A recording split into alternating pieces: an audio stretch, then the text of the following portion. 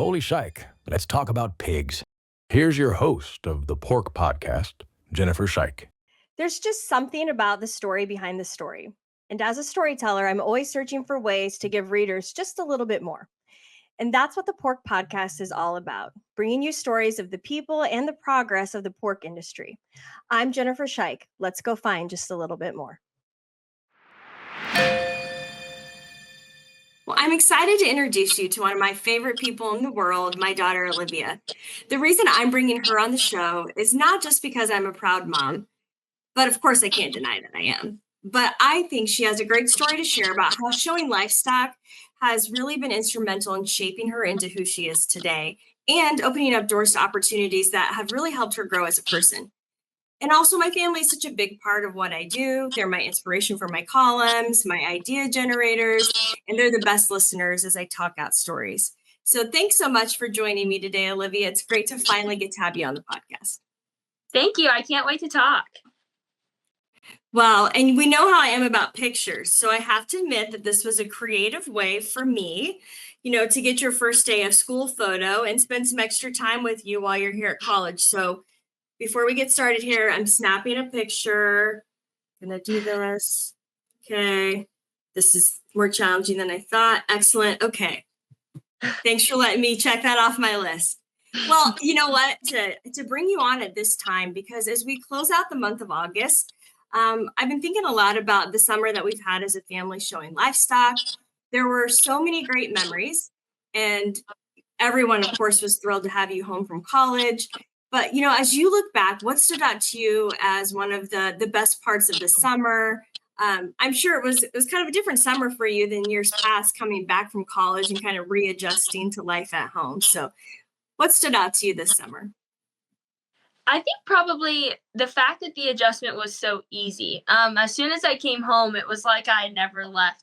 Me, Hunter, and Harper out in the barn. This is the first summer that Harper got to be out in the barn with us every day before she went to daycare or summer camps. And so all three of us were out there every single day, and we found that we were incredibly efficient at getting our work done.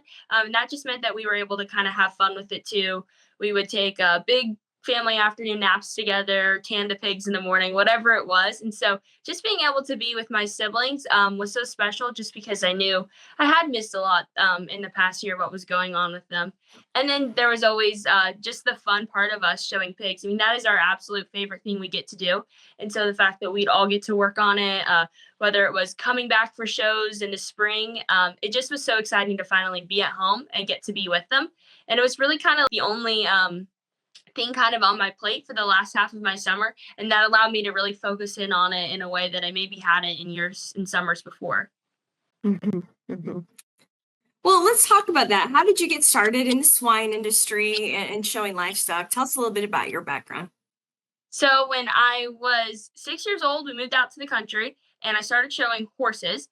And then a couple years later, started getting into pig showing. And so that was definitely, I love doing both of those things. I've always had a fun time being able to show all species, even showed sheep my last few years. But I will say that pigs probably has been my favorite. Just getting to be able to work with them. I fell in love with showing specifically Chester Whites. One of my very first pigs was a Chester White gilt named Rosie. And she was a really good pig, so I'm sure that kind of helped introduce me to the love of Chesters.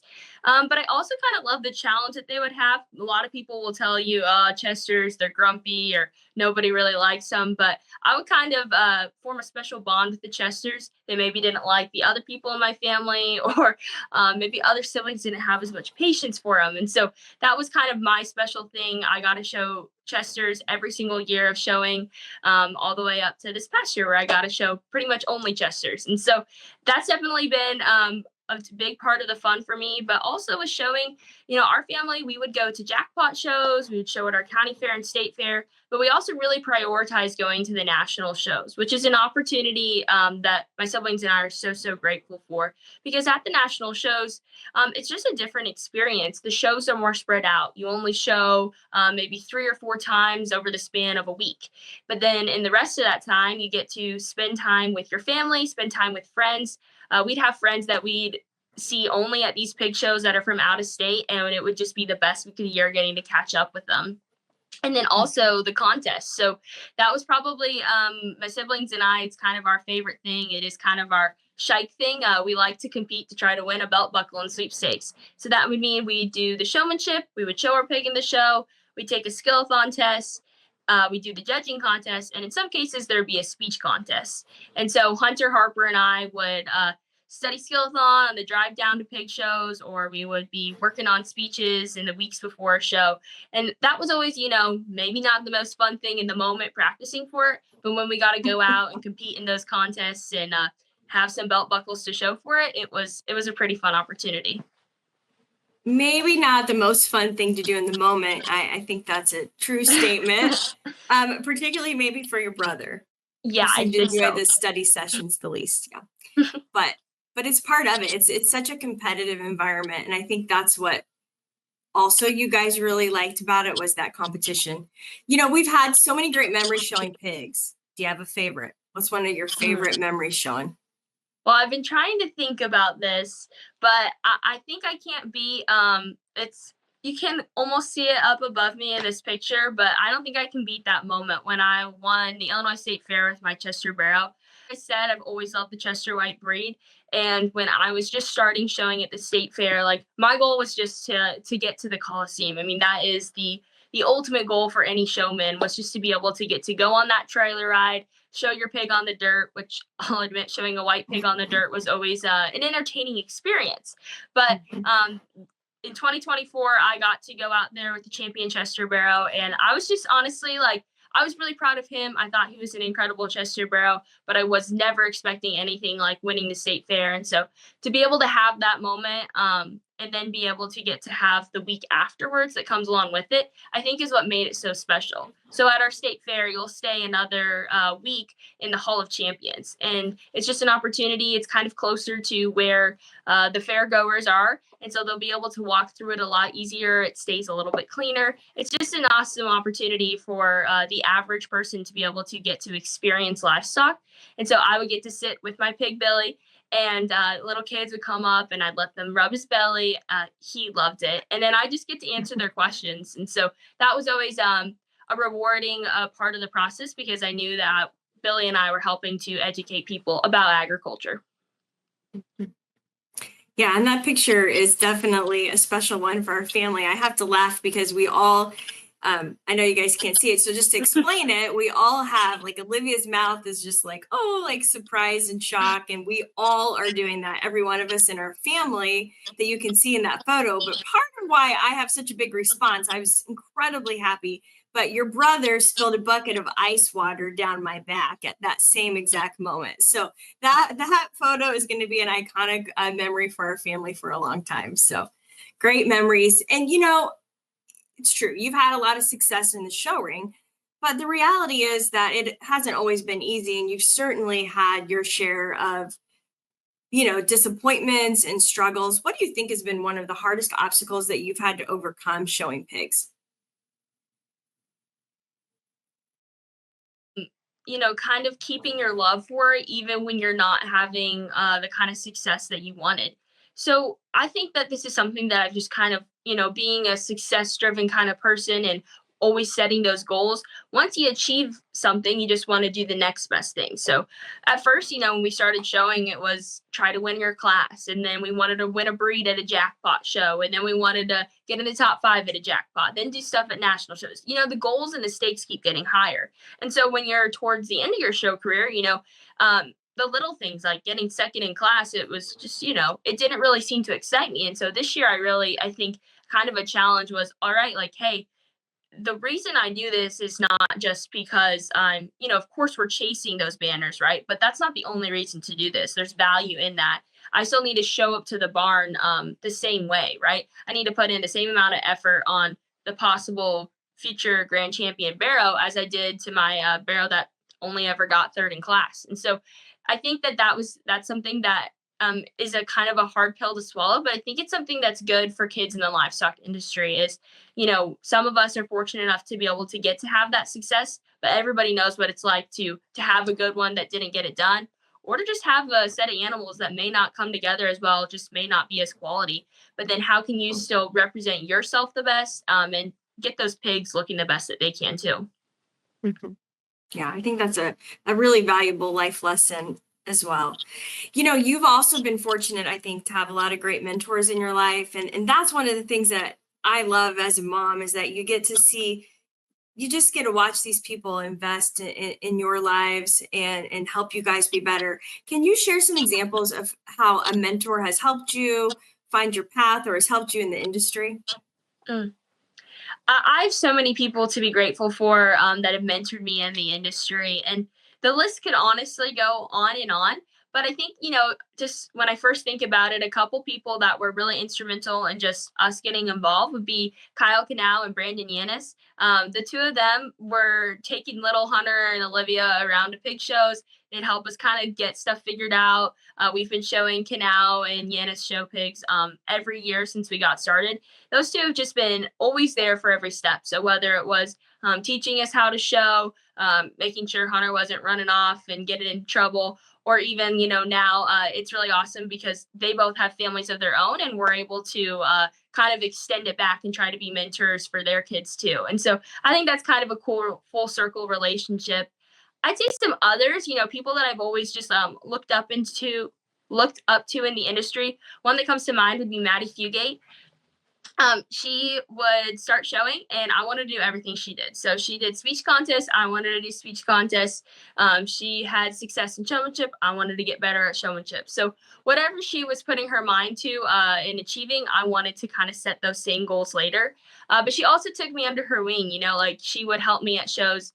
I remember I gave my first speech at a speech contest, and I kind of locked my knees, kind of forgot what I needed to say. I decided to go in with no note card. So all of a sudden I had literally no idea what needed to happen next. I recovered, I made it out of there. But as soon as I got out of the room, I was bawling, and Maddie was right there to help me through it. We talked about it. And, I went back in and gave another speech another time. So she's definitely instrumental to helping me through whatever challenges have gone through. We talked through selecting a college or college challenges and those kind of situations. She's always been somebody that I know I can go to if I've got a problem, or just somebody that set an incredible example for me too. Yeah, she certainly was. As you approach the end of your show career, which kind of chokes me up to even think about, what has been the greatest thing that you've learned along the way? I think the greatest thing that I have learned would be just to fully take advantage of every opportunity that you have. So I've kind of probably touched on this a little bit, but just when you're in it, you don't necessarily realize how special each moment is until it might be over. So knowing this was probably one of my last summers with my siblings, before we went to the state fair, I was like, guys, this is the last time I'm going to walk pigs with you, or this is the last time I'm going to be scrubbing the poop off of a pig, right? And so I think just to truly live in the moment in each of those things, we're so focused on winning that next big goal or achieving that, or maybe, you kind of lose interest in your set of pigs. But I think just really living in the moment is really important because it goes by incredibly fast. People always say that, but when it's 100 degrees and you're 13 years old, you're probably not really thinking about how it's gonna all come to an end. And so you might take things for granted or not truly appreciate those moments. But late nights spent in the barn, early mornings, that is where memories have been made, when we've been shaped into the people we are today. And so I just say to take advantage of every moment. When you're at a show, get off your phone. I think it's really hard. I see little kids who they're tired, so they want to go be on their iPad, or, even I find myself scrolling on my phone. But just get off of it, get out, go talk to those people, because you only got a couple weeks a year that you get to do this. And then, your show career goes by and you don't have that chance to go walk around the barns, talk with your friends, talk to adults. I think that's so cool about the industry is you can really just get, so many different people that you can go talk to. So go out there, talk to people, meet new people too. I know that you've also been super excited for that next step for being able to serve as a leader, to give back to some of the organizations that have done so much for you. So you ran for the Team Purebred board this summer, and you were fortunate to be elected to that board. Talk to us a little bit about Team Purebred and why you decided to run for the board. I think ever since I started showing, it was definitely a goal of mine as well. So I would get to see the Team Purebred and NJSA boards putting on all of these shows that I was attending, and I just admired them. I recognized that they were putting in a lot of hours to help make those shows possible. I watched how they took the time with every single kid they were encountering. So whether it was somebody who was 21 or somebody who was 8, they were making sure that they had a positive show experience, and they were creating a really great environment for them. And so I knew that I kind of wanted to do that. I wanted to put on a pig show because I honestly think there could be nothing more fun, but then be the kind of example that little kids can look up to, and just being able to serve an industry and put in those hard and tough hours, because so many people have done that to make experiences possible for me. As you think about being a role model to kids in the industry, how does that change? How does that kind of change your perspective on life in general, knowing that you're in a position where kids are looking at what you're doing? Mm. I think in general, I've tried to be able to live a life that I feel like little kids could look up to anyways. But I do think there is such a sense of responsibility now on this board. I want them to see all of my actions and be able to replicate them. So that means, when I was in the show ring this summer, when I was at Team Purebred Junior National showing my pig, I had this one girl who she was always sounded grumpy. She didn't necessarily love to drive the show ring as much as I wanted her to. And so she would get kind of grumpy. And so there were times in the ring where I would just kind of stop and let her like calm down and stuff rather than just pushing her through it. And it was something like a conscious decision I made because I knew that I wanted to set the example of, yeah, she was a good pig. I wanted to keep driving her to that judge, but I wasn't going to push her past her limits or, do something that wouldn't be as ethical, because there was an audience of people that saw that name tag on me earlier in the ring. But then also, the interactions you have if you're standing in the line to the bathroom, being friendly, having a smile on your face. Those are always kind of things that I've tried to do. But then just thinking a second time about what can I do to even make a bigger impact that kids can be like, wow, like that junior board member, she did this. She took the extra step to go have a good time at Barnyard Olympics. And so there's definitely some big goals that I have for being on this board. I get to be on the sweepstakes committee. And like I said, sweepstakes has always been something that's been really special to our family. And so I'm really excited to be able to help brainstorm different ways to make those contests even more fun and competitive for kids. I want to transition for a little bit to another area of your life where I watched you experience a lot of growth, but also an area that really tied you into agriculture even deeper, and that's FFA. You had a wonderful mentor in Mr. McCabe.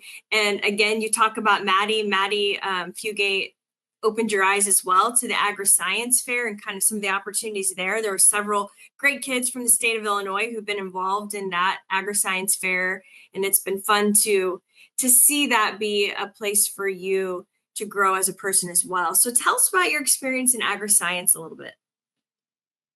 Well, having parents that are doing awesome things definitely kind of encourages you and gets you excited to do things that are similar in their footsteps. So maybe that's junior board for mom, but then for dad, he was always talking to his grad students about his research projects, family Christmas parties. They'd be there and they'd be talking about it. And I was like, someday I want to do that. And so when I found out that I could do that actually in high school with the agri-science fair, I was ecstatic. My first project, I got to do a cattle research project using cattle from my grandpa and uncle's farm. It was kind of during that COVID time. So dad and I got to drive out and put on these research trials. He then walked me through how to do stats on it. And I was I loved every part of it, whether it was doing the background research, running the stats, being able to talk about my conclusions. We always say that, like, if you get me started talking about agri-science, like, it might not stop, because I'll just tell you all the details of all my projects. So I definitely had to learn how to be concise in some agri-science interviews through FFA, because I had so much I wanted to tell them and so little time. But it was definitely a fun experience to start with that project. I guess then kind of what the next step was for me was to kind of see, let's do a research project that may be more in tune with my passions.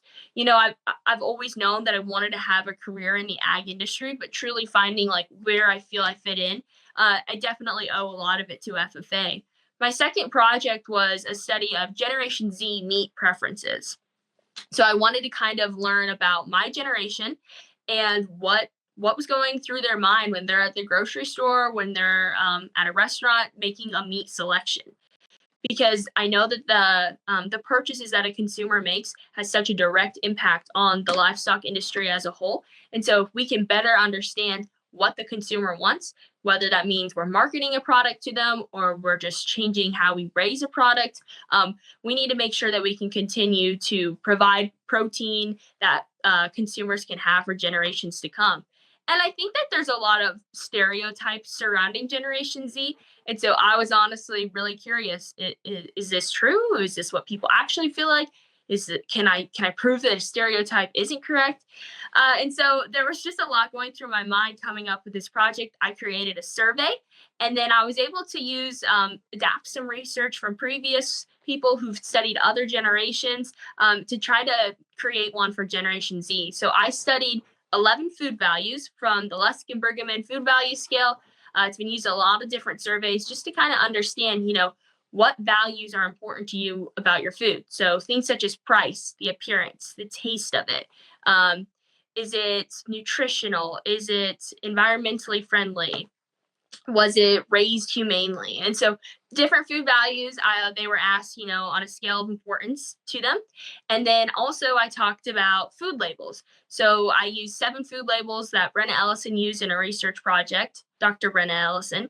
And they were like, it was raised humanely, it was raised on a grass-fed or vegetarian diet, cage-free, free range, so all sorts of different claims.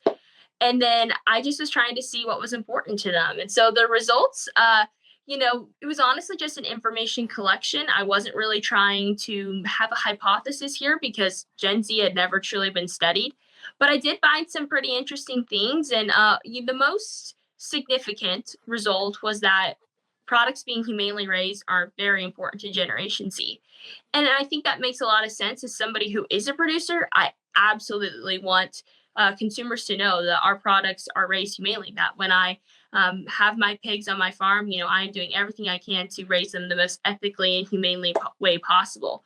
But I think that's something as an industry, not only does it obviously need to be something we need to do, but it is something that we can continue to market to consumers and let people know that, hey, we are doing the right thing. Maybe it's through a social media post, just showing how you raise your animals, or maybe it is through using a label at the grocery store. But whatever it is, I do think it can be a really valuable way for us to communicate something that's so important to consumers that it is also so important to producers.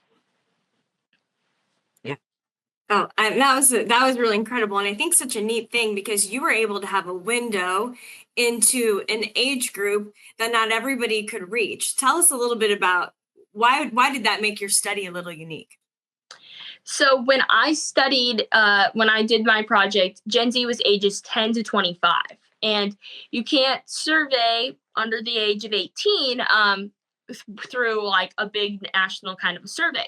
But as I was a student who was under the age of 18, I sent the survey out to junior high and high school students, which, hadn't really, they hadn't had the opportunity to be studied before. And so really what I was doing was, other generations had been studied. Maybe millennials were studied in specificity, but like other than that, nobody had really like done a lot of research just to fully understand one generation. And I think that when Gen Z is going to be the next generation starting to control the market, making so many of the important food decisions. Being able to anticipate what changes we need to make before they start purchasing is really important.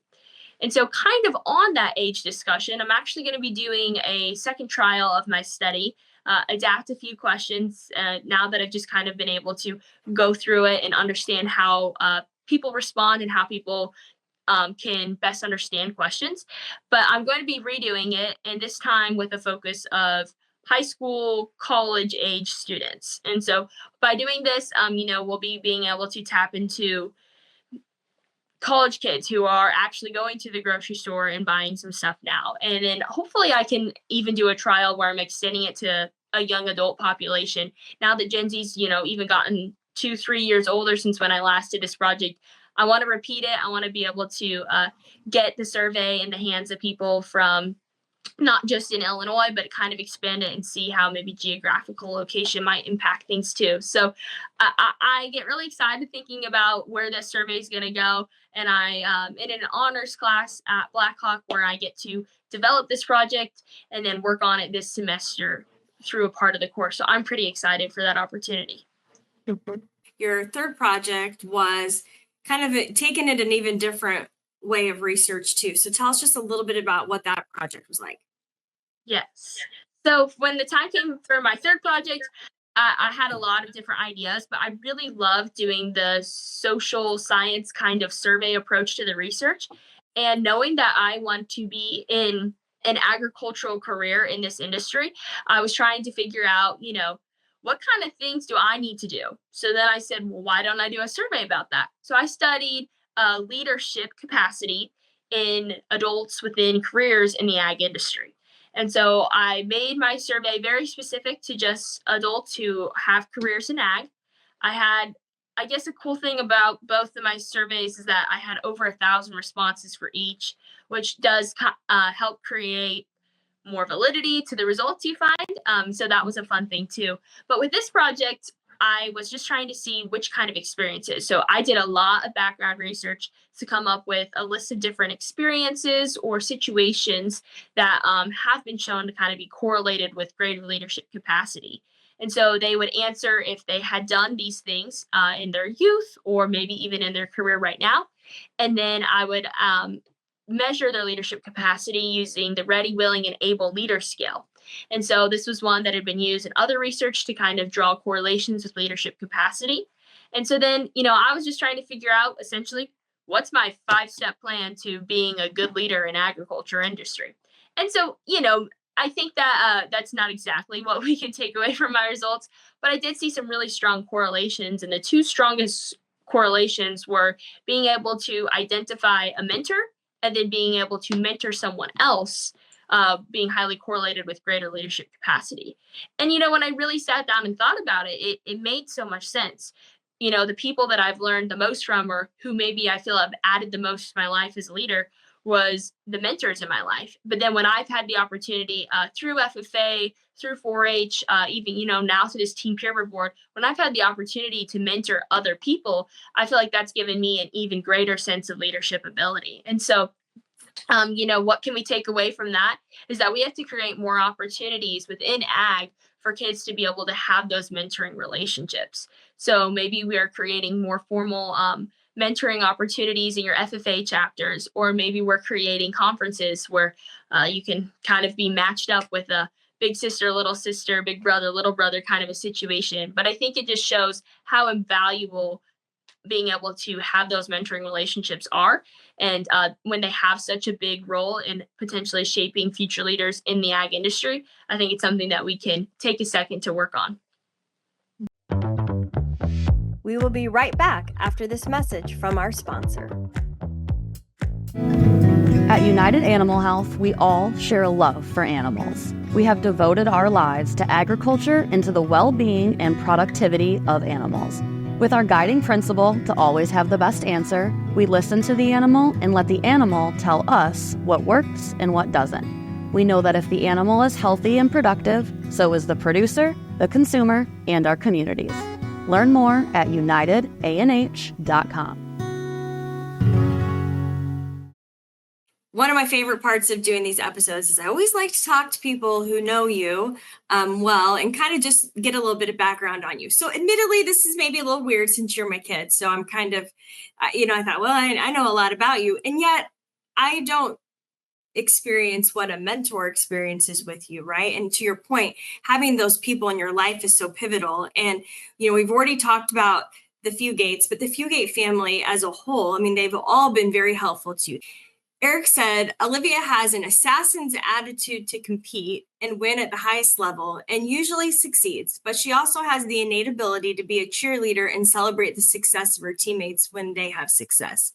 So how do you balance your time to pursue those goals? Because obviously, you set some big goals, but it also takes a lot to get there and it requires a lot of time. So talk to me about how did being engaged in FFA and sports and 4-H help you learn how to manage your time well? I think this is something that I've definitely had to work on. I would not say that I'm an expert on managing my time, but I do a lot of things and I get it done. And I think that is evidence of being able to kind of manage it some. And so I think for me, it came down to being organized. I'm a bit of a scatterbrained person. So if I want to be able to remember anything I need to get done, it's got to be written down and in a planner. Sticky notes are my friend, writing little notes to help me remember different things, putting in reminders into my phone. And so whatever that is, just kind of being able to know like when deadlines are, when things have to be done so that I can then allocate my time for that. But also just doing things, that you love. I think it makes it easier because I wanted to get up in the morning to go get a run in. I wanted to make sure that I was being dedicated to that part of my sport, whether I was on a national FA convention trip, a national 4-H trip, or, just whatever it was. Running was still a priority because I cared about that goal of cross country. But then at the same time, maybe it was just studying, or maybe it was practicing the art of judging, knowing that like all of those things were something that I love definitely helped me. And then being able to kind of fill in your time. So some things were easier for me to do in the morning. Some things are easier for me to do at night. And so kind of knowing that and learning to work around that has helped me too.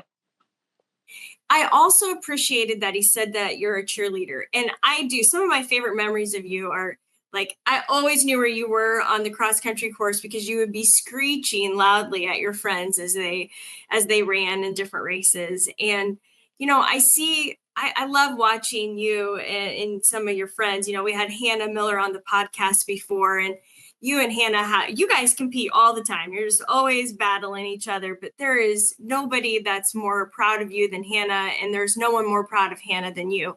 And I think that's something really special that you girls have learned by showing Livestock together. So why do you think it's so important to celebrate the success of others? I think it just makes you a happier person overall. You can be as competitive as you want. Hannah and I are the most competitive. I want to beat her and she wants to beat me. We're going to be roommates in college now.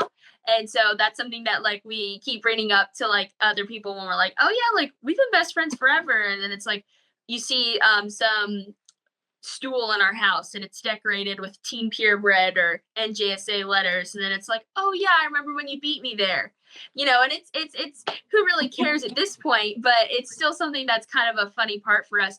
It just makes you a happier person when you can be happy for other people's accomplishments. I at the end of the day will still be like, wow, I wish I would have won. But when I am able to be, hey, like you had a good day today, or I'm really excited for you, or this person needs me to, kind of be there to cheer them on. I think that I've always been able to read people pretty well. And I think that kind of helps me when it does come to that cheerleading, because I can kind of tell, hey, this person really needed that win today. And it would mean a lot to them if I told them like, hey, congrats. And somebody else, they might not really need your congratulations. They just might need you to be like, next time I'm going to beat you. And that's the kind of competitive relationship you have. And so being able to kind of adapt off of that. But yeah, I love to cheer people on. Cross country definitely was the most cheerleading sport that you could do.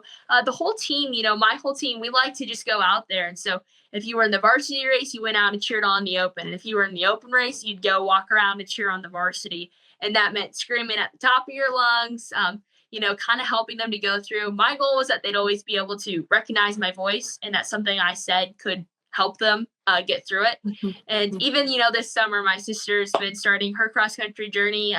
I'm so excited for her because it definitely seems like she's starting to love it too and get pretty good at it. But there were lots of hot days where Harper didn't want to run. And, I was like pulling out my cheerleading abilities and doing everything I could to just, Harper, we can get home. We have to get home. You can do this. And so, that cheerleading comes in handy for different situations. If we've had a bad day, a judging workout, being able to kind of stay and have that positive mindset. I think that cheerleading can come out through just, staying steady. So, hey, if I'm having a bad day, well, I'm not going to just be all grumpy about it. I'm going to try to stay as positive as I can and focus on what I can learn. But also knowing that when you have a really good day, or when stuff's going your way, how do you not just get too excited about it, if that makes sense? Like, you should have that win in your heart. You deserve it. But I think there is an extent to where when you're in a team situation, learning how to be excited for yourself, but not make that hurt other people is really valuable, because I think it brings up the level of the team, and then everybody's able to want to compete. You don't want to ever rub it in somebody's face that you had the better day, but you want to be able to see how can we both keep pushing each other to get better. It's an interesting dynamic of recognizing that your best day may be somebody's worst day, or your worst day may be your best friend's best day. And so how do you stay, to your point, steady and handle those waves of the ups and downs is tough. But I really think that resiliency that you develop along the way is so vital as you move into the next part of your life. And speaking of cross country, I also talked to your cross country coach, Kara Lehman, who, there's no doubt she's pretty incredible. And one of the things that she said, this one made me laugh. She said, I have many favorite replays from Olivia in my class and as her coach. She always gave herself wholeheartedly to everything she did and tackled things her absolute best. She said, I remember many fun laughs together at times when she would find humor in herself for the little things gone wrong that maybe no one else would have noticed. And she would talk to herself in third person to coach herself up in class or during a race. And I just love that. She was a rock star at many things, but what sticks out with me most is her love for God, her family, and her friends, and the contagious joy she spreads to everyone. What is probably the greatest thing that you've learned from being a part of her teams? That's hard. You're so right that Coach Lehman is just an incredible coach to have had in your life. I think to just never count yourself out. Coach Lehman always believed in us more than we believed in ourselves. And so whether it was that first state championship or even when it was the third, that first year around, we were kind of underdogs, right? And we really weren't supposed to win state, but she believed we could. And then we believed we could. My sophomore year I got all state. That was my best 3-mile time. Cross country can be an interesting sport like that. But it was an incredible year because I had never been the best on the team before. There was never something like that. But Coach Lehman made me feel like that was possible. And during the race, when I was pacing myself at that, she was like, you can do this. Like, you're going to do this. Like, we're going to go win state.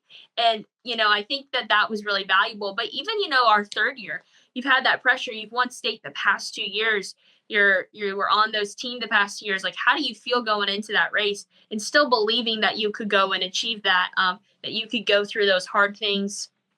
And maybe just the belief that we could kind of achieve whatever. So if it was running the farthest we could, or if it was me actually being able to sprint to 100, whatever the kind of thing was, she believed that you could do it. And I think that's been really valuable for me to go pursue goals outside of this. Is I do feel like when I have a hard challenge in front of me, I'm like, well, I can do it. I ran my first 2-mile time trial in 18 minutes and 28 seconds, we said. And then I ran my fastest 3-mile time in 18 minutes and 21 seconds. So, I fit an extra mile in less time, and that was an incredible accomplishment. But if you would have told me when I started that I was going to be able to do that, I would have told you I couldn't.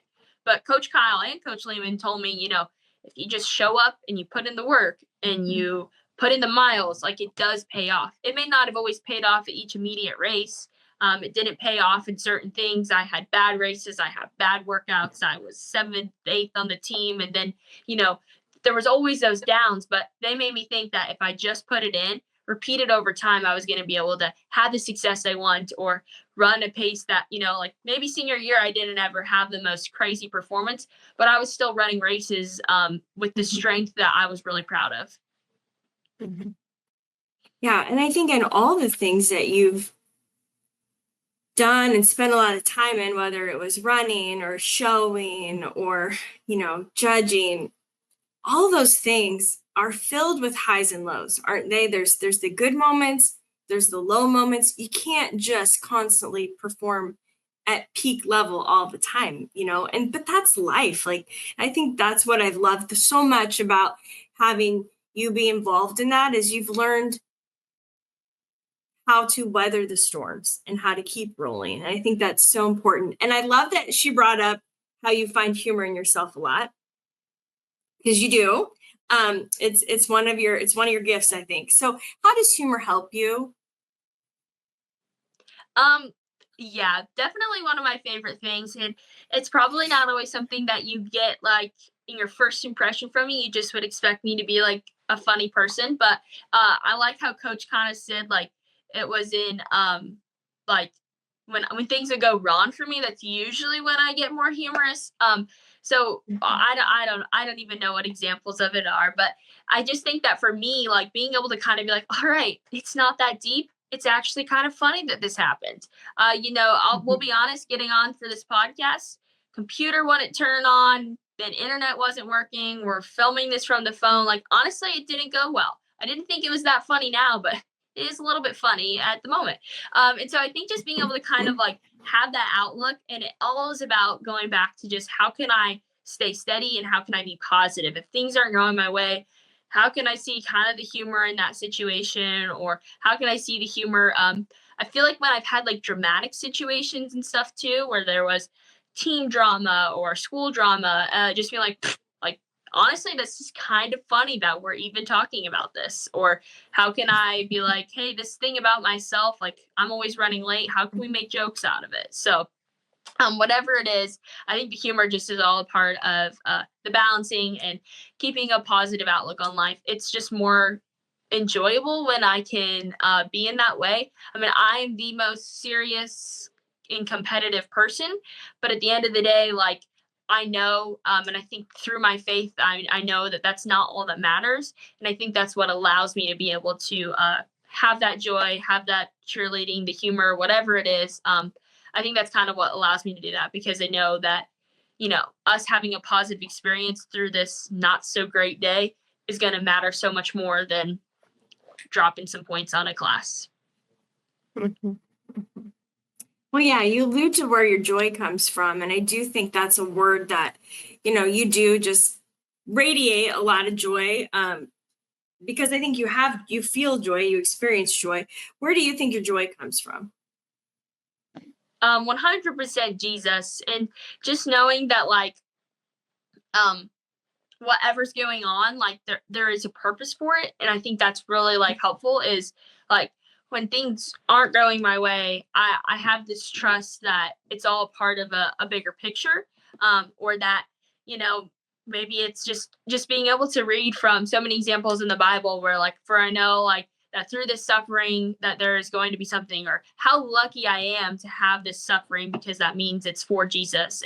And maybe I'm not being, I'm certainly not in a situation where I'm facing persecution for my beliefs, right? Like in the Bible, but at the same time, being able to kind of have that approach and know that, like, hey, things are getting hard right now, but I still know that, like, these are trials that God is giving me because he knows I can get through them. And he knows that, like, it's going to be better on the other side. So again, for me, it's just, why not be joyful? There's certainly times where I'm not, though. I don't want anyone to ever think that, even if that's may be how I appear on the outside, doesn't mean that I always feel so much joy on the inside too. And so I think that's really important.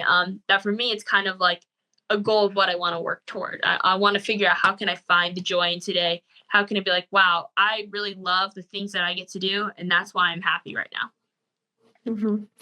And I might also say that I think joy is a decision and not necessarily always a feeling. It gets talked a little bit about as a feeling, but I think it's a kind of a bit more of a decision than we sometimes talk about too. And I think it's that understanding what really matters to you and keeping that in focus, I think makes me happy to hear you say it, but I also know you're not just saying it. I know that's really your truth and your reality.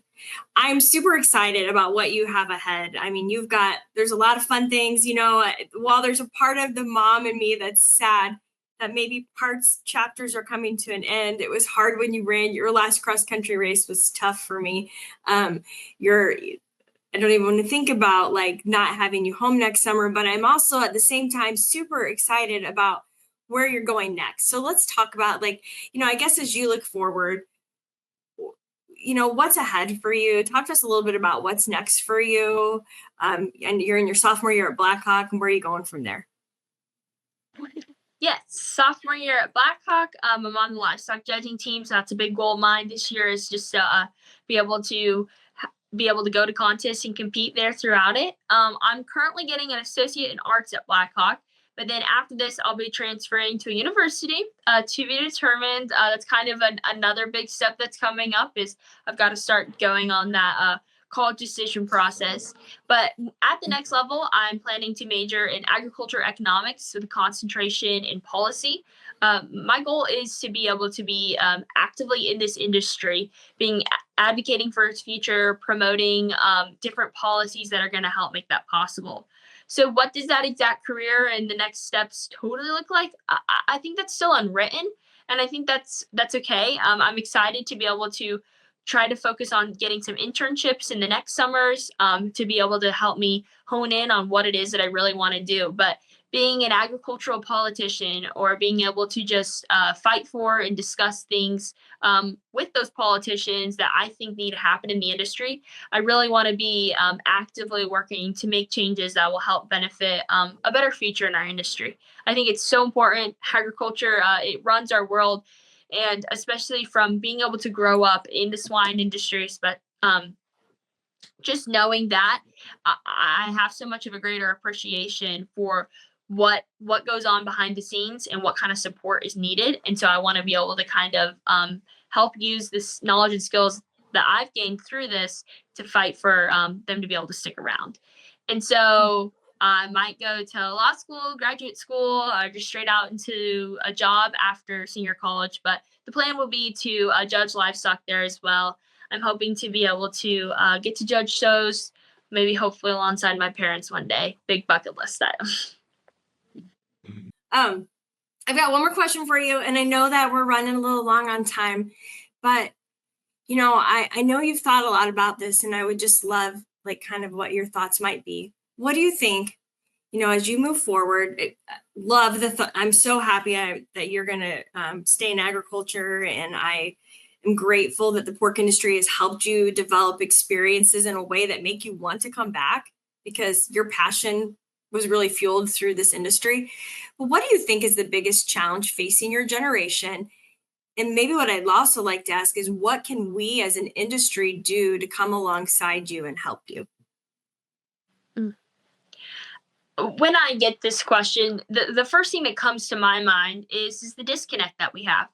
I think that disconnect, just as a singular word, is actually really appropriate because it can have so many different meanings. But specifically, when I want to talk about challenges that the livestock industry faces, it is a disconnect between producers and consumers. My generation is really removed from agriculture, and to some extent, it's no fault of our own. We live farther away from farms. The average person doesn't have a family member until 4 or 5 generations back that was a part of agriculture. And so that means the group of us that are so actively invested in ag, we don't really have as much interaction with those who maybe aren't as invested. And I think that's that's challenging. It's hard for people to really know what's going on in our industry when they're not driving by it every day. And then I think you have, social media. I've always called it the problem and the solution because I think it has definitely caused things to grow out of proportion, right? People see a negative headline because that's what gets likes. They see fake news being spread around, and that's their entire view into what our industry looks like. And that's not healthy. That's problematic because so many times that's not what it is. And so I also think social media is the solution. My generation lives on it. That's how we get our news. That's how we get our information. That's how we communicate with people. And so the best thing that I think we can do as an industry is get the right message out there. We have to beat the algorithm. We have to be so focused on getting our message and our communication out on there so that it gets in the hands of those consumers so that they can see, wow, this is a farmer actually caring for their animal, because that's what most farmers do. Sure, I'm not saying there's people who haven't done things the wrong way, but when that's what's focused on and that's what all people hear about, that's why we have this problem. And so I really think that, to be able to, as an industry, take this next step, we've got to really prioritize being able to bridge that gap and being able to, whether it's just through agriculture education. I firmly believe that an ag class in high school could be tremendously valuable to helping prepare people to go out in the world, make voting decisions that affect our industry. And so I think that we could try to make that a high school graduation requirement. I believe it's just as important as an understanding of civics and being able to prepare you for what's going on in your next step. But then in general, I think, when you talk about my generation and what we've got to overcome it is our disconnect. We're so connected online that we aren't as connected in person. And I don't think that we, form relationships quite as well, or we are able to, get things out of these experiences that we probably should be. And so I think that we've just got to figure out ways for our generation to, social media doesn't have to be the problem. It was created as a tool, and I think that's what it should be. And so how can we figure out how to use social media in a healthier way so that we can still be able to form those kind of important relationships? Oh, I appreciate your insight, Olivia. And I think there's a lot of great things that you shared there. It doesn't have to be a negative thing. And that's so true. There's so many positives. And I say that to people a lot too. Like it's meant to be a good thing, but we have to use our tools right, correct? And I appreciate that. I'm looking forward to seeing what you and your generation does in this industry. I know good things are ahead. And I've seen and I've witnessed so many of you in action. And I genuinely am excited about what's coming because I know the hearts of so many of you and how passionate you are. And I know it's going to go on and do good things. So thank you for making time for your mom and being here today. I appreciate you being on the Pork Podcast. I hope they have a great first day of school and look forward to hearing all about it. And I want to thank all of you for joining us today. You can dive into more of the Pork Podcast on Farm Journal's YouTube channel and listen to it anywhere that podcasts are found. I'm Jennifer Shike, finding the story behind the story.